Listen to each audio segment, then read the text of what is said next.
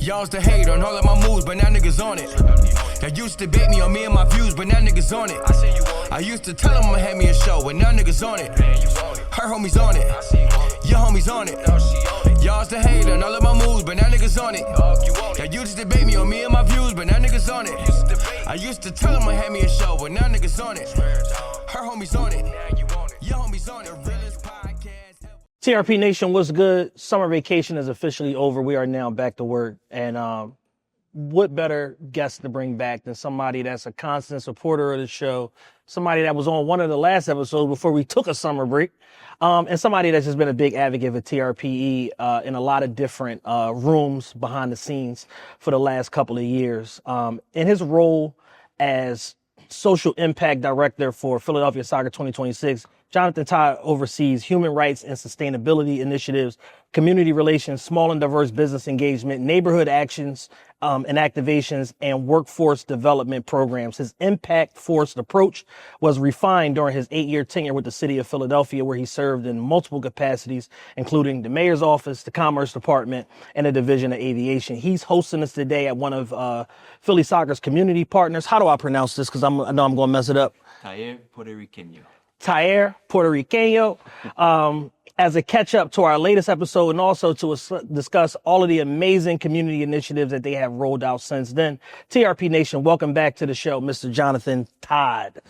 Appreciate the warm. What's up, brother? It's always good to see you, man. Hey, how you doing right now? Doing well. First and foremost, welcome back to the show. This is a very beautiful gallery that you have us in here. We had a lot of decisions to make. We were going to put what, where, and all of that. You kind of came in, executive produced this thing, so I'll make sure you get your proper credit for that. A lot has transpired since the last time we sat down. What was that, back in May? Yeah.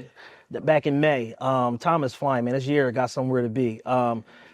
Club World Cup happened, then some watch parties happening, but then also some significant community initiatives have been rolled out by, Philly Soccer with you leading the charge.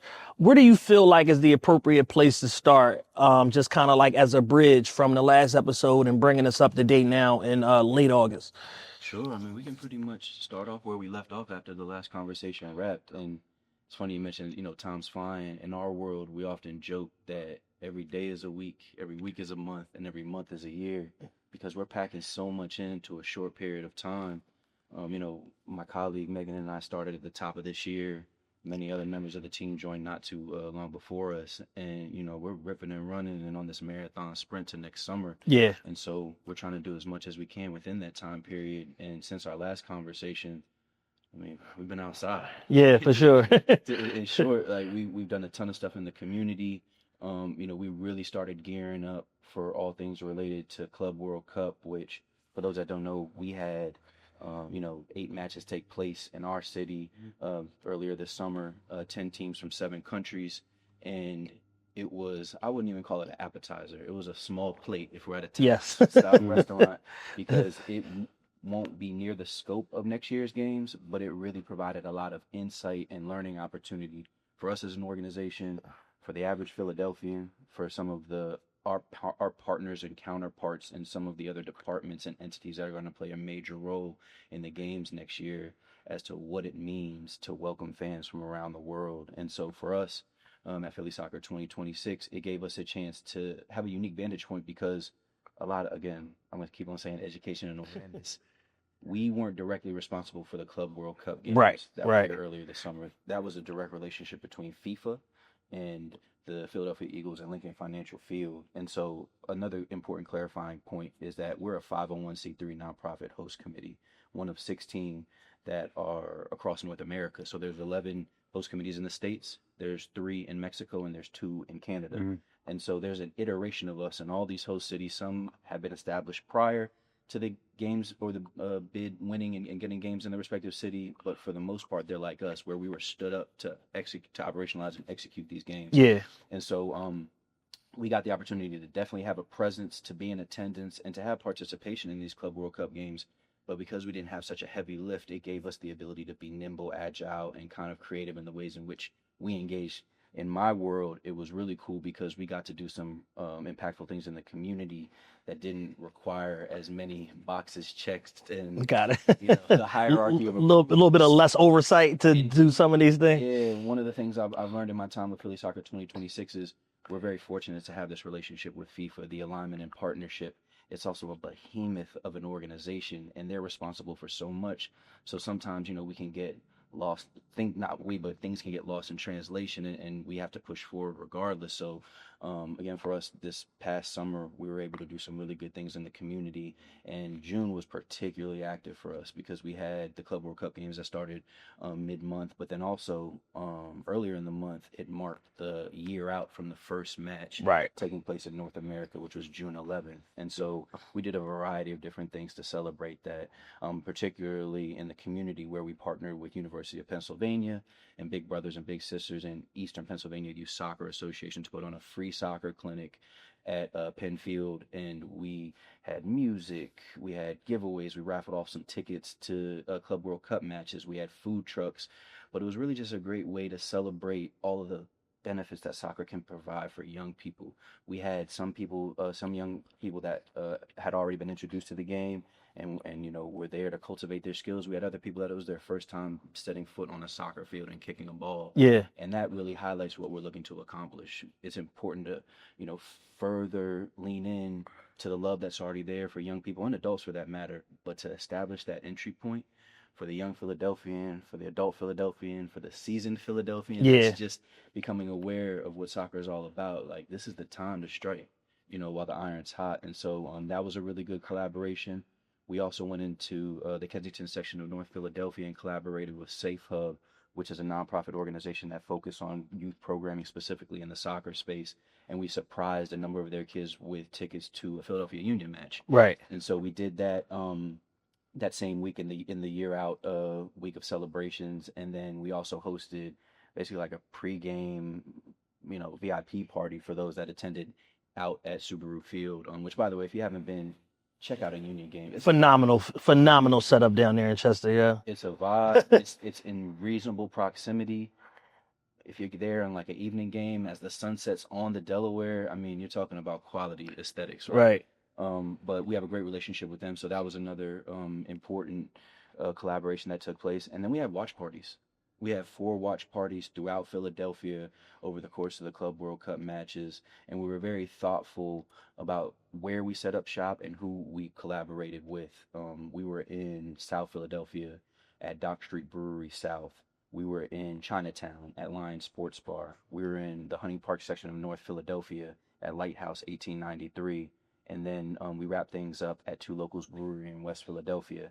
And so these are all pillars of their respective community, their meeting places, their spaces where people can come and have a good time, but also engage in thought partnership, and their versatile spaces as well. Yeah. They offer a lot. And so it was great to partner with them.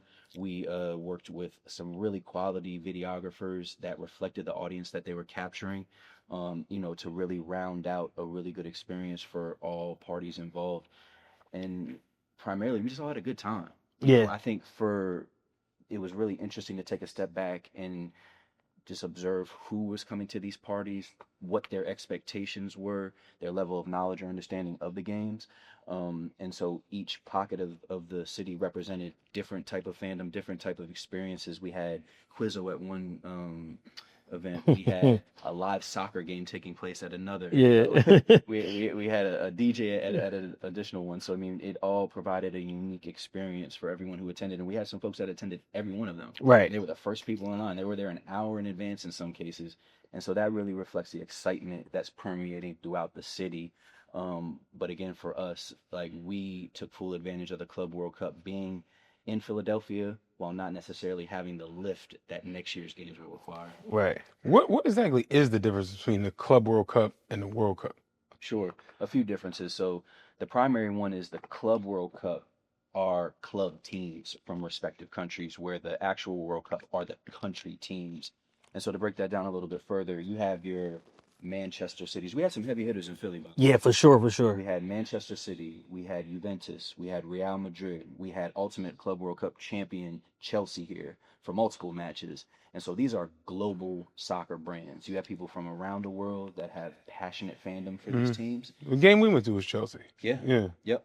And then you have lesser known but equally popular, if not potentially more popular to their respective Right. teams like Wydad AC, Palmeiras, which got pretty far, Botafogo, uh, additional names will come to me as Right. we're talking about these fan bases that they traveled in masses. They were organized. Yeah. Some of the biggest lessons that we learned are the like business like organizations some of these teams. Yeah, like the fan clubs of the clubs. I'm talking like registering with the city for spaces to meet prior to the match organization. Right.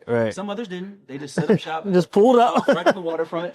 Other people took over. Other teams took over Reading Terminal Market. They rallied at the Rocky Steps, the Art Museum. But some of these were so organic and just a reflection of how passionate their fandom is, but also like they're not messing around. They're coming here. They're making their presence known. And for Club World Cup, it's a more accessible and feasible experience for the average fan. Right. There were tickets available. We actually did really good in respect to other host cities when it came to ticket sales and attendance, but it was an attainable ticket. You could purchase a flight at what is the usual price. Hotel rooms were available. That's simply not going to be the case for next year. Right. So what you saw was some of these, lesser and popular teams bring the most passionate and focused fan bases because they're like, oh yeah, Philly, couple games, like we in there. Yeah, for sure. So I would say that like that's one of the main differences. And then we just saw a lot from a operational standpoint. We identified some positive reflections and also growth opportunities, right, as an organization. And then also for our wonderful partners at Lincoln Financial Field and the Eagles, it's like this is not a Sunday at 1 football game. This ain't a Sunday night game, a Monday night game. It's not even really the Super Bowl. It's a different type of experience when you have these fans coming in. But just to kind of revisit the foundation of your question, I think the primary difference is that these are club teams from a respected country. And so you have players from different places and different parts of their career where for the games that are taking place next year, it's like the best of the best from a respective country. So you got your Colombias, your Brazils, your, Swedens and all the amazing heavy hitters around the world. It's essentially like NBA players when they play for their like national team in the Olympics. Yeah. Like how Luka's on the Lakers, but when it's national time, I play with Slovenia. In some respect, but it's also like that'll be next year more. Right. So. And then this time it's almost like it's like playing at the Rucker. Got it. Or Drew League. Yeah, exactly. So like, that's a great the Rucker Drew League, because like you have people from this concentrated place, but you might have a ringer. That. Yeah, right. Yeah. Yeah, Fat Joe might have brought somebody in, But again, Philadelphia performed really well, and I think we should all feel a sense of pride in how we welcomed guests from all over the world. We got a lot of positive feedback just through different partners like Visit Philly and PHL CVB and other hospitality and guest partners were saying how well received the guests were, and also the experiences that they shared. Yeah. We have a lot to offer as a city, and it's a once in a lifetime opportunity next year. So kind of having this preview was a tremendous benefit. Yeah, something I was really impressed about was, and kind of got educated on, was all the tentacles that FIFA has. They have everything. They have their own ticketing. They have their own marketing mechanism. They have their own guest retention service. Like they do it all. And the professionalism, the way that, the ticket distribution, like everything is unlike anything that I've ever experienced before, where it's like, no, every single touch point that you have for this experience is through FIFA. There is no third-party vendor for anything. There's not. If you see some tickets right now on StubHub or some of these other, please do not buy them. So you get the official word from FIFA or us. Yeah. It's very detailed clarity, because look, people sense an opportunity and will take an advantage of it, and you want it to come from the source. Yes. Because it'll be again, people will jump at a chance to make a buck out of something that's not legitimate, Yeah. unfortunately, and so this will be no different. It'll probably be on a much more significant scale, and so And this for this to be and for Club World Cup to be the dialed down version, Right. the tamer version, and they were still pulling 40 to 70,000 people a night. That tells you what to expect for next year, where you're going to be talking about every single game, every match to capacity, plus the tailgate effect, plus the watch party effect, plus the community villages and stuff that you guys are setting. Like, it's going to be the entire city of Philadelphia engulfed in soccer for that time period. we have 6 That's what I thought. Yeah, first and the 14th, and then of course the culminating match on July 4th, 2026, which is the 250-year anniversary Craziness. of the country. So we're talking about like this fever pitch moment that's just going to culminate. And they're gonna do the actual games in December, right? The draw. The draw. That's a huge milestone for us. Probably the first or second week of December, we're hammering down the exact date. There will be a draw for all host cities, us included, where we will find out what teams are coming to our city. And so that'll mark a tremendous milestone for us, because from there, we'll have a lot more insight onto the fans that'll be coming here, in addition to the teams, of course, what their needs are going to be, some of the cultural competencies associated with that, some of the ways in which we can lean in more strategically based on the fandom and based on the teams and what that all encompasses. But that'll be a huge deal. Okay. No, I was just going to say, you had mentioned the Club World Cup like being that preview, and I think a good example to point to was the Real Madrid match. The Real Madrid match was on a Thursday night, and I was in attendance, and when I tell you it was pouring down rain, like torrential downpour for about 3/4 of the match, you would have thought it was sunny and 72 out there. The way people did not leave their seats, they stood the entire time. They were chanting and singing and just in complete revelry Right. the duration of the match, Yeah. and didn't blink an eye. Myself personally, at about halftime, I called it quits. Yeah. I had enough of this. I had a long day prior to that, so it was like, this was an incredible experience. And I also, it was cool because I got to experience every facet of the fan, like from the fan experience. I was fortunate enough to be in the suite for one match. I was in the hundreds for one match. I was in the upper deck for one match. Yeah. And honestly, that was probably the most insightful and enlightening, because that's where like the real fandom is, and that's often the case at many. For sure. Match. But you had people standing up in like some of the top seats, and these are like, it's not really going to make a difference, but they didn't care. Just in case. They're like a rep. When I went outside of the stadium, you had people setting up shop with like I've experienced this in the Caribbean, but like the makeshift grill. Oh yeah. They did that in the parking lot that we parked at for the Chelsea game. They had the whole setup, and we were just like, is this like, are they selling this? And sure enough, and then you see the setup before the game, and then after the game, it's a line like wrapped around the parking lot, because people are like, man, that chicken look kind of good. Let me see what's going on with this. They didn't play, and it was also cool because of how dynamic the stadium district is. We were able to take advantage of that in a cool partnership aspect as well. On one of the matches, we partnered with the Phillies and Wild Wild Welcome America for a block party. And so there was a match that day. I think it was the Juventus match on a Sunday. After that, the block party kicked off. And then after the block party, there was a Phillies game. So you're talking about nonstop The whole day.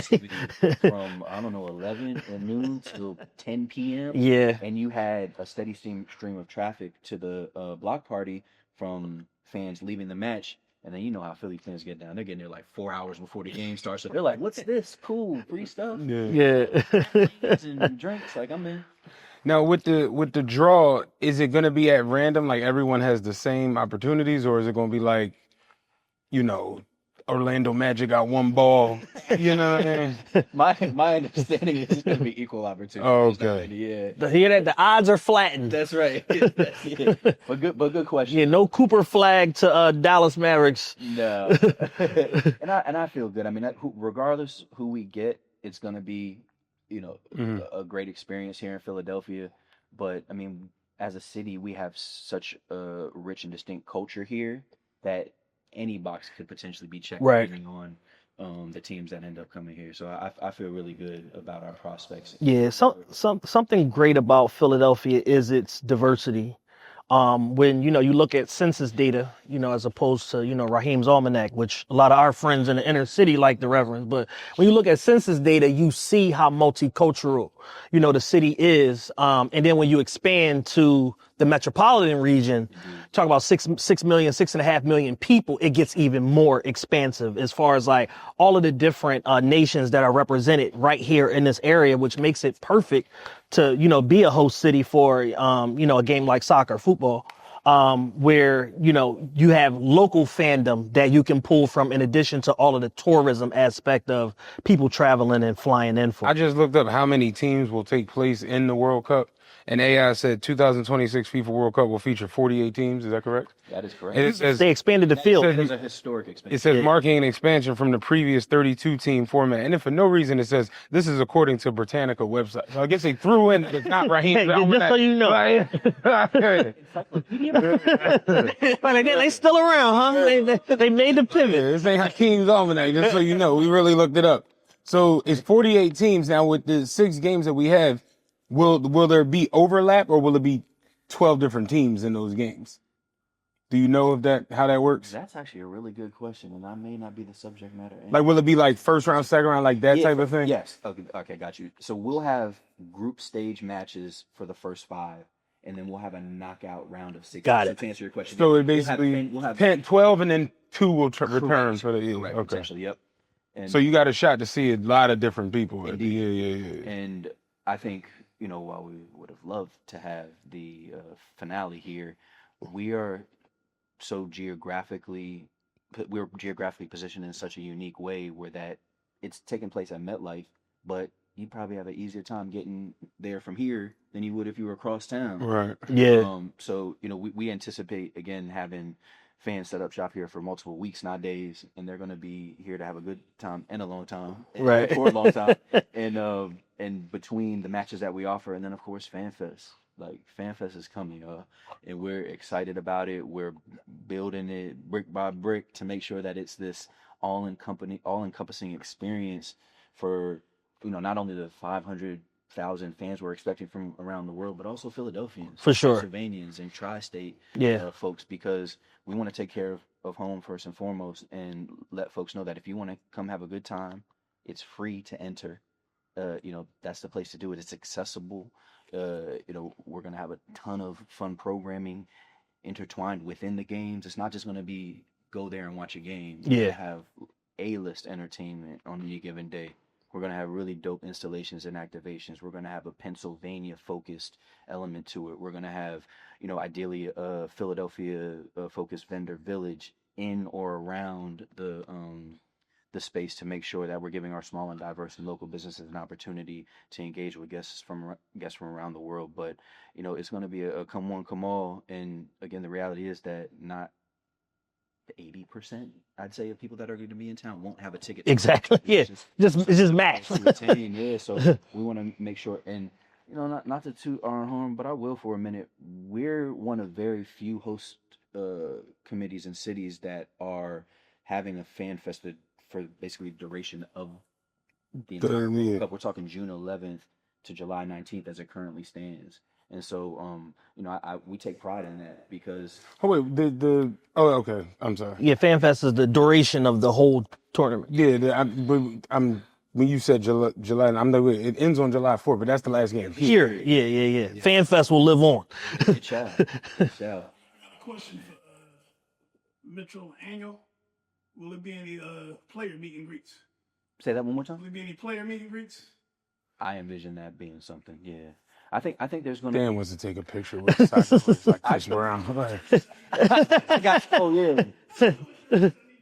Dan came to the show the other night. He took a picture with the violinist from Sydney, talking about great show. He had no idea who he was before the show. And I read it was Joel Sonny from Sydney, Australia via Manchester. He's like, great show. I'm like, how did you get a picture with Joel Sonny? What's happening here? That's what, look, Dan, hit prep is a real thing, man. I dig it. it's funny. I actually forgot I ordered it. You know how sometimes when you order something and it's like, It just appears. and then you look at the small print, it's like shipped in 6 to 8 weeks. Yeah. It was that Barcelona Cactus Jack kit. And I finally got the T-shirt. It was admittedly kind of underwhelming, but I was like, Yeah. all right, like I'm just I've stacking. been duped by Cactus Jack enough times on the merch side.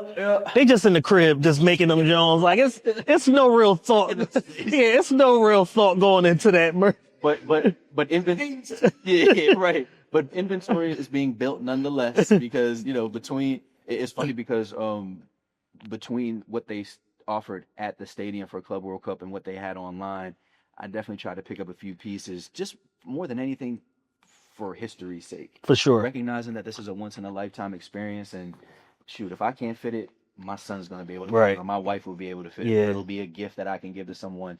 And to that point, we did a really dope community partnership for one of the matches where we distributed hundreds of tickets. It was the Juventus match on Sunday in mid to late June, and the feedback that we got, is one of those times when it's like, all right, this is what you do. Yeah. Of course, some people were familiar, like, this is great. I'm a fan of this team. Cool. But some people was like, I didn't know what I was walking into, and I will never forget this experience for Right. the rest of my life. And now I want to go again. And now I'm really hyped about the World Cup that's coming next year. And that's, it's like speaking to the mic and say that again. Yeah. That's the type of feedback, Yeah. testimony you want to hear from fans, because the last World Cup that was here in '94 was really the foundation for the MLS coming to fruition. And so, while we can't recreate the MLS, or who knows, Hey, man, you never know. innovation out here, but we want to establish and build a similar type of legacy that will last far beyond the final whistle. Yeah. Being blown here and at MetLife. Yeah, I can definitely say, as someone that attended my first soccer game via Club World Cup, the environment is infectious. And the fandom, the energy, like you find yourself, like, even if you're not on either side, which we weren't, you just find yourself just rooting for the action and for the game and stuff like that. And then, kind of being able to get a little bit predictive at certain moments and be like, hey, they seem like they're swinging the momentum here and stuff like that. And it's an environment unlike anything. I've been to plenty football games, plenty basketball games. It's an environment unlike anything I've ever been a part of before. No doubt. Yeah, when the Permetta scored, we was at getting that $14 water ice. Yeah, and that's the thing. We had caught up at the Chelsea match, and I had friends and colleagues and people all over the stadium, and I didn't get to see the majority of them because I didn't want to miss anything. Right. Like I got to see a couple people during halftime, but I knew if I had to go a quarter, a third of a way around the stadium, I might miss a goal that could be a game altering. Moment in the match. Yeah, watching the remember I was sitting up there saying it. What was the other team? I kept calling them the Permettas. What is their name? Is it Palmeiras? Palmeiras. Yeah, Palmeiras. I was surprised at how many people they travel. It blew my mind. That was what I was saying. Like, I'm watching it, and it's like the first period they pulled out like drums and all of the noisemakers. Then like halfway at when the second half started, they started with the streamers and the balloons and then they had the flags. And I'm just like, yo, we gotta pick a country and rock out. Like somebody accessory. Like, yeah. What'd you say? Brazil? Or I'm like Colombia? Who? Like, like straight up, and it just seeing the way that they act. Yep. Like like to your point, we ain't sitting down. No. 90 minutes plus 6. Yeah. We up. Like straight up. Like for one goal, maybe. Yeah. Cause it might be tied up 0-0 at the end of the, Yeah. And the way that their fandom is so passionate and authentic. I can't remember. I went to 4 matches, and it was one of the ones during the day. And I remember leaving, and it was a blowout. You would have thought the team that lost won 8-0. The way that they were, postured, chest out. Remember we were leaving, and like they were outside dancing and celebrating. I'm like, yo, love, pack it up, shirts off. They was out there, shirts off, getting it in. I was like, yo, I thought the shirt off was only reserved for the winner, for the victor. Yeah. Yo, that experience, it means something to them, and it means something to us too. I mean, when I was fortunate enough to be selected to this role, I knew that there would be a sunrise and sunset for it.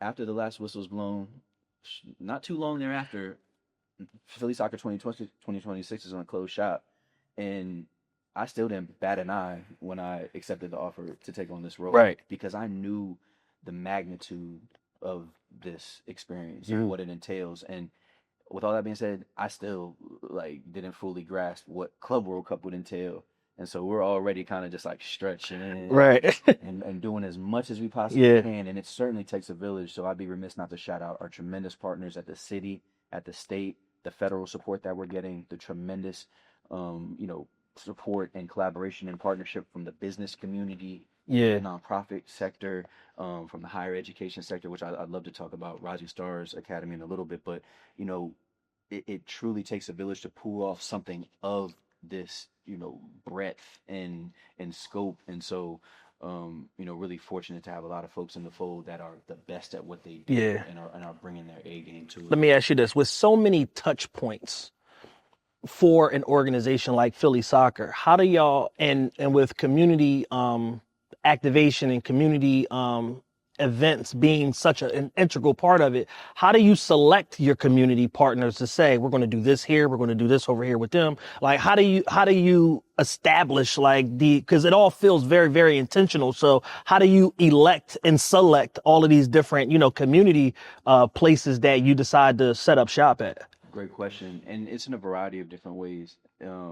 We are a small but mighty team, but we come to our respective roles with a lot of experience and a lot of connectivity to the neighborhoods and to different populations throughout the city. And so we're leveraging that familiarity, but also opening up these opportunities to the city and public at large. And so a good example is we put out a vendor interest form Yeah. too long ago.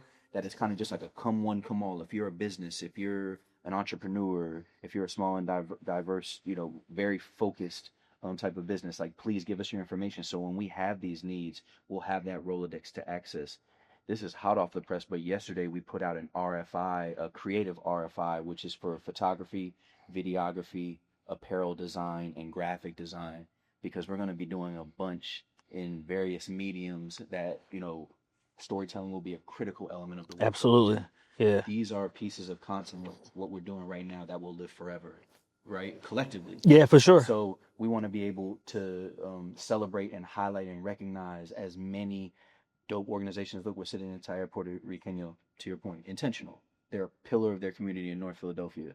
When we were in Southwest Philadelphia for another, we've been doing so much I forgot about something else we did earlier this year for National Soccer Day, which was July 28th. Mm-hmm. We collaborated with Philly Philly Department of Parks and Recreation, along with Eastern Pennsylvania Youth Soccer Association, to surprise campers at Glavin Playground and Finnegan Playground in Port Richmond and Southwest Philadelphia, respectively, with these really dope swag bags that had soccer balls. This is also a partnership with the U.S. Soccer Foundation, with soccer balls, T-shirts, sunglasses, a bunch of other cool things, and then they were in the bag itself. But you would have thought we was coming there like giving out beans to everybody. Yeah. We were so like hype and thankful. Yeah. I mean, the brand itself is so strong that it kind of goes without saying what it offers. But it's just another way that we're being intentional to make sure, like, from the, I hate going back to these like cliche type words, but like from the far northeast to the deep southwest and everywhere Right. in between, that there is some type of engagement whenever and wherever possible, because we know that just the impact that these games will have, but to your point, like the tentacles associated with Right. them are so significant. But again, like, we do it in a variety of different ways. We have these relationships built in, but then also we're offering out, these chances Right. to be a partner in the great work that. And I think that's very important, because there's a lot of forgotten communities throughout the city of Philadelphia that there isn't a lot of fanfare or a lot of celebrities show up to these places and stuff like that. So the few times a year or biannually, whatever, when people do, they overrepresent. Like, I think about a good friend of mine, Mont Brown, when he does his Mont Brown Day in Southwest every year at 54th and Chester, it's like pandemonium, because very rarely is there anything that's targeting that specific block, that specific neighborhood within, Southwest, right by King Sesson, not too far from Myers and all of that, where it's like a central meeting point, and he's going to bring free performances, giveaways. The city's going to be involved. Celebrities are going to show up, stuff like that. The same thing like when Will did his tour a couple of months ago where they had him any and everywhere. People overrepresented in showing up for his street naming and stuff like that because those communities are just kind of like, far and few between for stops for high-lying people to be there for one reason or another. So, those communities tend to overrepresent when there's something that's directly marketed to and, being positioned as it's for y'all and the people that live there. Man, you ain't never lied. And the reality is that's where the most intense soccer fan bases lie. Yeah. And I do want to give a shout out to Mark Brown. I had the chance to meet him last year when he did his event in Southwest, because prior to that, a mutual friend of ours, I want to give a shout out to Kev Story, who I think you actually might have met. Shout out Kev Story. I know Kev Story. Yeah. They were doing a mural, which, one of the members of Philly's Most Wanted has transitioned into like the mural. Shout out Bubonic. Yeah. And so it was on the corner. Again, I don't know the exact corner, but I know it's on the same block as ACANA, the African Caribbean Association of North America, because when I visited their meeting space, I was like, I've been here. Right. Yeah. The mural is, but he that was a dope experience. He brought out Too Rare and some other like familiar folks from the area. And you could just tell like the impact and meaningful presence that him and his folks had on the community. And then I just had my oldest with me, and Kev told me to pull up. I did, and I ended up following him to the next, like the block party. And I was like, this is what community is all about. Like, this is what collaboration is all about. Setting up shop in places that are often overlooked, to your point. Yeah. And letting them know that you're not forgotten. And not only you're not forgotten, but like we want to lean in meaningfully and make sure we're creating these experiences that have short-term impact and consistent, like follow-up. Like, we'll be back again. Exactly. Haven't seen the last of us. Right. I think, when you talk about some of the legacy work that we're in the process of putting in place, and making sure that it has impact not only in Philadelphia but in the Commonwealth as a whole, it's all about how wide of a net can we cast for, of course, what's happening over the next year. But again, when we look ahead years down the road, like, what can we hang our hat on? Yeah. That still matters long after the World Cup games are a wrap here. Feel like you wanted to say something. Oh no, I was just listening. I was more so listening to everything about the whole the community side to it, because people tend to come to the city, use the city, and bounce. That's like a real thing. It is. And so, I think that an organization as large as FIFA with Philly Soccer, you do have to be intentional about coming to the city, and, because there are a lot of Philadelphians who are going to be on the opposite end of this, right, where there's too much going on and traffic, and, so it's like, you do got to be mindful of like getting the communities involved the right way. Right. You know what I mean? So I think that's important. Well put. And one thing I really appreciate about Philadelphia and its citizens is they will call you. They will let you know. For being fraudulent or performative or pandering. Like, don't threaten them with a good time. Yeah. So like, I don't take this position for granted, and I also wouldn't play myself right, or our organization by not coming correct when we are doing these things, because again, like, all it takes, just like when you go to a restaurant, you're opening up a business, you're opening up a nightclub, all it takes is one crappy review that goes viral and it's a wrap, or you're gonna have a lot of damage control to deal with. And so again, like, having respect for myself first and foremost, but then also our organization, our relationship with FIFA, and then the city itself, and the people that live here, is something that is not lost on me or us, and it's a huge priority to make sure that what we do is as authentic and organic and meaningful as possible, because I wouldn't be able to look at myself in the mirror if I did anything less than that. What's some of the feedback that you've gotten, so far with all of the different stuff that y'all are doing, from, the business partners, from the actual people in the community, people attending the events? Like, what's some of the feedback that you've gotten so far? From some of the vendors that we worked with is primarily appreciation. Yeah. It's like, we appreciate the opportunity to play a part in this. Because again, when we talk about, let's use videography for an example, like, if we collaborated on a feature for what we did for National Soccer Day, for example, and shout out to Jackson Core, Steve Jackson, and Ricardo Calderon, who worked with us on that project. Like, this is something that will help leverage and grow their business. They put together a dope, piece of content for us that we'll be able to benefit from it's just the appreciation because they recognize the same way that we do the magnitude of this experience, and knowing that it's something that they can say I played a part in and it helped us establish this element of our business. I think is important.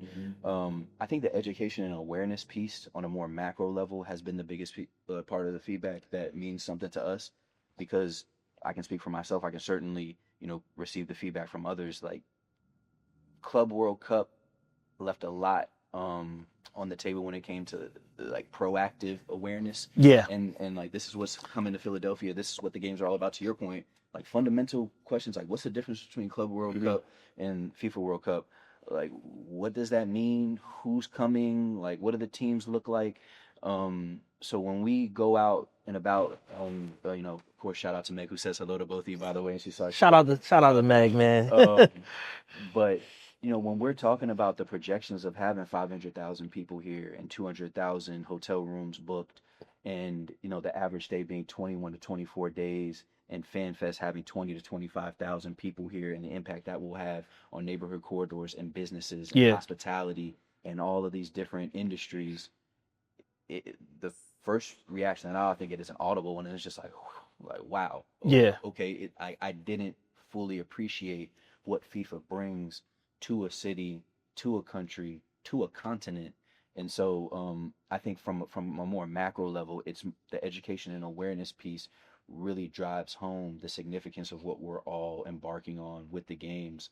But overwhelmingly, the feedback has been positive. Of course, you're going to have, pain points that we, identify, and their growth opportunities, and want to make sure we get as many things right as we can.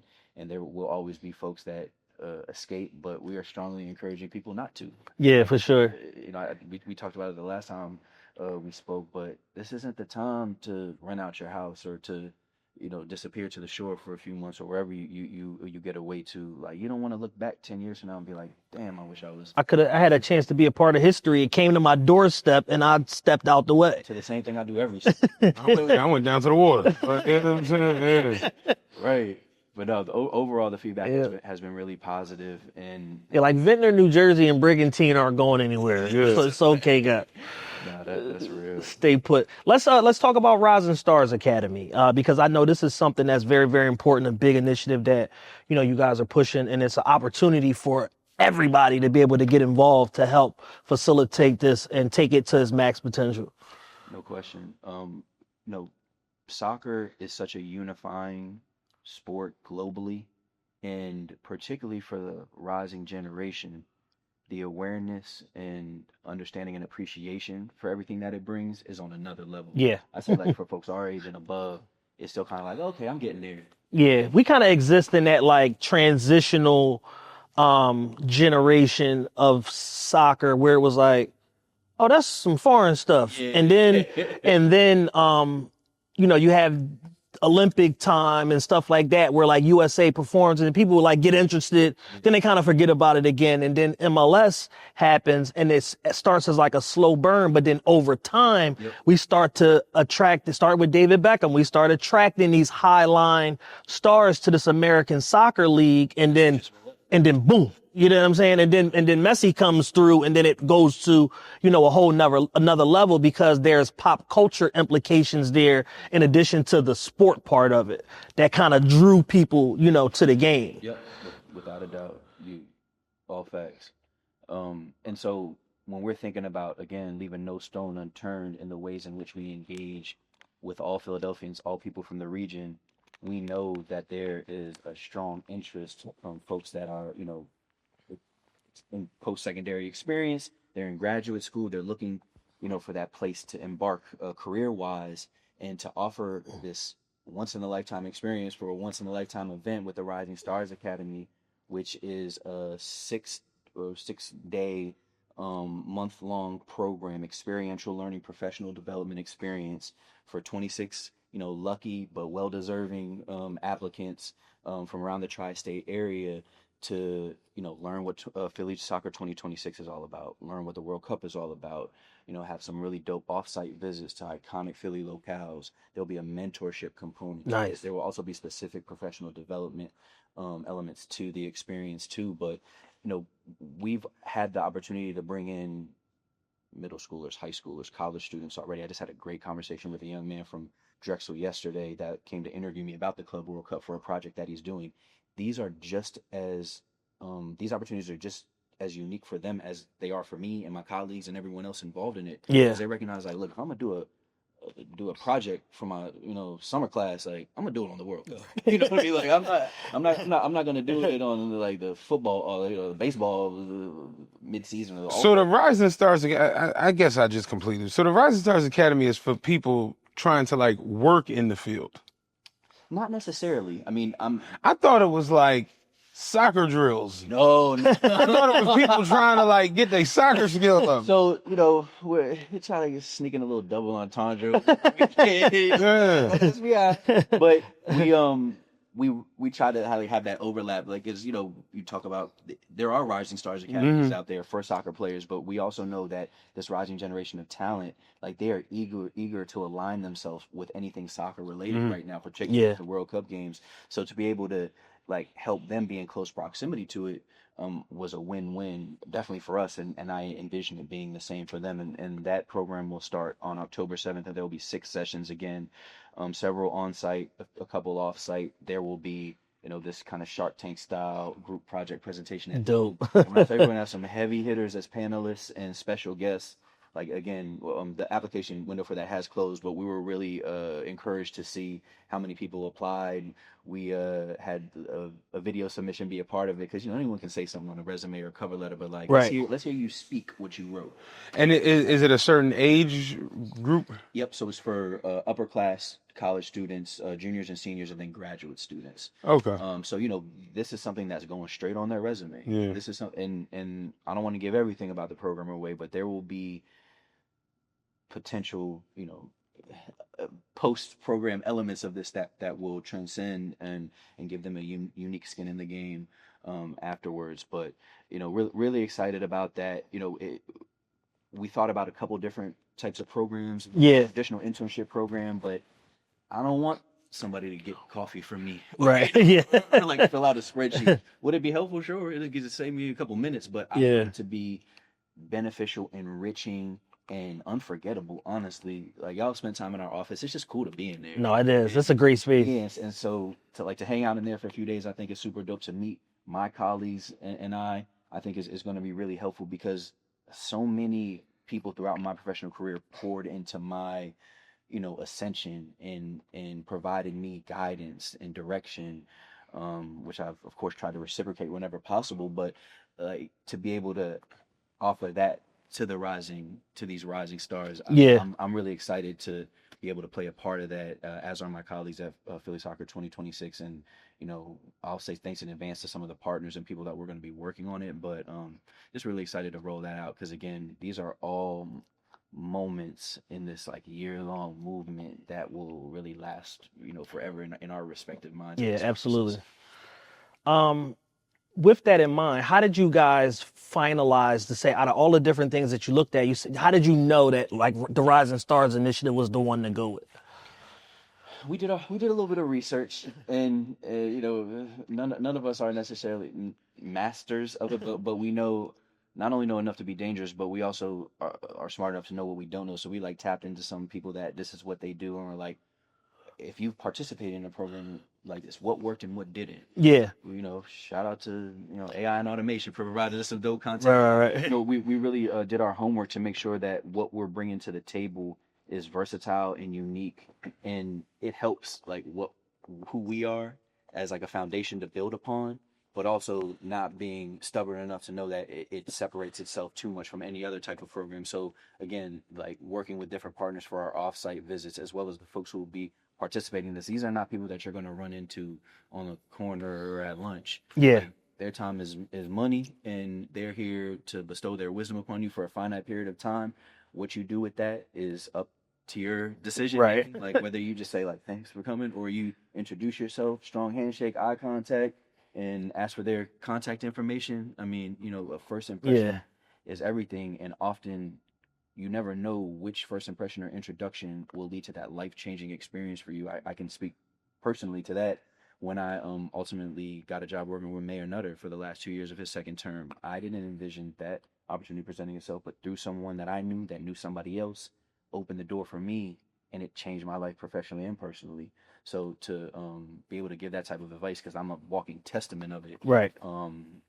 to be in a room where you'll have a number of different opportunities to engage in that sort of connectivity, I think is really special. I definitely encourage any and everybody that applied to the Rising Stars program, keep applying to programs like this, even if you don't get selected. But for those that are selected, make the most of it, because it's a very unique opportunity. These co-ops and stuff like this don't come around often. One of my biggest personal regrets is like I didn't do more like incubator co-op related stuff when I was in like college and stuff, because those experiences are memorable, one, and two, the connections that you make are out of this world, because you might meet somebody that's a program coordinator now, they might be the COO or the CEO later, and that could be your connection into this organization on a professional level to be able to pull you up. So I just want to just give my personal little testimony, like anybody that gets selected to this program, take full advantage of it and make all the connections that you can. Well said. And on the topic of applications, while that application window has closed, another application window has opened. Okay. And this is one of tremendous significance. Our volunteer center. Yes. So we are going to be welcoming thousands, approximately 3,000 to be exact, volunteers to Philadelphia over the next year. And there's certainly like a timeline and a process that it entails, but it will culminate in thousands of volunteers playing a variety but equally important roles to execute the games. And this is a direct partnership with FIFA. So we are in alignment. If you haven't heard already, we're setting up shop at the Fashion District on 9th and Market. A huge win for East Market. We're thankful for the partnership with the city and the state, with the Parker administration and the Shapiro administration, as well as everyone else involved. We know that, after the news of the arena not coming to fruition, Right. it left people a little bit deflated. Broke a lot of hearts, man. It did. And it wasn't lost on us. So to be able to establish a presence for an extended period of time in the Fashion District, it means a lot to me and our organization. And it's no like volunteer to hand out, some pamphlets and flyers. We're talking about intense, like thorough prep. It's a whole process that you go through. We'll be accepting volunteer applications through mid-September. Again, I'm going to go ahead and toot the PS 2026 horn again. We're either have the most or top 2 or 3 most applications received to this point. 14,000. Oh, wow. Approximately. I just got that news earlier today. And that, again, speaks to the interest. And we're talking about people from around the world. Like, folks are professional volunteers for World Cups. Yeah. I'll get the specific. Yeah, y'all getting it all. Y'all probably getting the Greenpeace and the United Aid and all types of stuff. People volunteer. No question. But there'll be an application period. There will be an interview period. There will be like a prep period when we go into 2026, and then there will be an activation period as we get closer to the games. Yeah. But it really runs the gamut of responsibilities. And just again speaks to your earlier point about the breadth of FIFA's operation and what it takes to execute. It's unlike anything I've ever seen before. It's happening across the continent. Yeah. I see all the things that like the NFL and like ESPN have done, the last like 2 weeks, and I'm like, y'all trying to be like FIFA. Like it's certain things that they're doing where I'm kind of like, y'all are trying to expand your reach. You're trying to have more infrastructure. You're trying to have more control. FIFA has that now. It does. And when you really examine the history of the organization, the formation, the people in charge, the people that are running this thing top down now, some of the things that they've done to expand the game, and even like something like the United 16 with the combined bid with U.S., Mexico, Texas, and Canada for North America, that's unprecedented to begin with. When you talk about mobilizing soccer fans all over the world, and a lot of that comes down to FIFA leadership understanding where their fans are, how to target them, how to market to them, and what's going to give everybody the best experience. No doubt. Matt, you mentioned it earlier about this being a historic expansion from 32 to 48 and it being across North America. Like, this is uncharted territory and waters for them too. So I think we're all collectively learning on this journey, right, of how to work together as host cities and FIFA as the umbrella, and just the amount of coordination and collaboration and communication that is needed to put our best foot forward, because it's unprecedented what we're all embarking upon. Yeah, the size and scope of it is Oh crazy. yeah, I mean Because even the last one in Qatar, you figure they built they built 6 stadiums to add to the 4 that they had. So they had 10 stadiums in Qatar, but it was in Qatar. correct. So when you're talking about 16 places across a continent, is just, you know what I mean? It's just nuts. We work together as host cities, but then we also have our leads with FIFA, and I have a tremendous amount of respect and do not envy their roles, because we all bring our unique priorities, opinions and focuses as respective host cities, and you try to marriage that to the extent that you can possible. But just think Right. about it. I mean, Philadelphia is very different than Kansas City. Kansas City is very different than Seattle. Right. Seattle is very different than Monterey. Monterey is very different than Vancouver. And you kind of just pinball back and forth. Miami has games too, right? That is correct. Yeah. And so not only from a sports and operational standpoint, but from political and societal standpoints too. When we're talking about human rights and sustainability, there are varying focuses and there are varying levels of priority. And so to try to find a meeting ground when you can, again, I salute everyone that's at headquarters in Miami right now, working really hard to make sure that we're all in lockstep, and we're doing a great job. I'll say that. Like, I mean, nobody's perfect, but I give tremendous credit to all parties involved, and I'm deeply appreciative of my counterparts at some of the host cities, because we've gotten to know each other better and learn from one another, and extract subject matter expertise and best practices when it comes to some of the stuff that's going on. Because look, I'm all about being creative and innovative, but I'm also not trying to reinvent the wheel, because bandwidth is bandwidth. So like, to the Right. extent that we can, maybe remix it a little bit, like under pressure to Ice Baby, like Right. make that happen. But really, again, appreciative of all of the collaboration, not only from like us in the city and all of our other partners locally, but with FIFA and the other host cities, because there has to be a different term than it takes a village. It takes I don't know. It takes a continent. Yeah. Like, it truly Since you guys have been doing this and, having so many various initiatives, community stuff, some things are publicity and marketing related, the art all of this different stuff. Who's been some of the biggest people that reached out to y'all saying like, yo, I want to be involved in this, or, anything that you're not spoiling? I'll say something that was a really cool experience, and shout out to Black Thought, Questlove, and the Roots. And this is also shining a light on just everything that's happening in 2026. There was a declaration event at City Hall that happened earlier this summer, highlighting the 2026 All-Star Game taking place in Philadelphia. So that's further on in July. So just like wrap your mind around all of that stuff, in addition to what we've been talking about in the 250th. But it was a really dope event. Kudos to Mike Harris, my good buddy at the Phillies, and everyone involved, John Middleton and the ownership team and everybody, and then of course Giselle Jones and the Office of Special Events and City Rep and everybody who brought that event to fruition. But these again are these moments throughout this year where I brought my 6-month-old there. Right. Was it the easiest thing to navigate? Hell no. Did I regret it at a certain point? Sure. But when all was said and done, I was standing in a corner within eye shot of the press conference that was taking place with Bryce Harper, Ryan Howard, Charlie Manuel, like just titans of I love Charlie Manuel. Oh my goodness.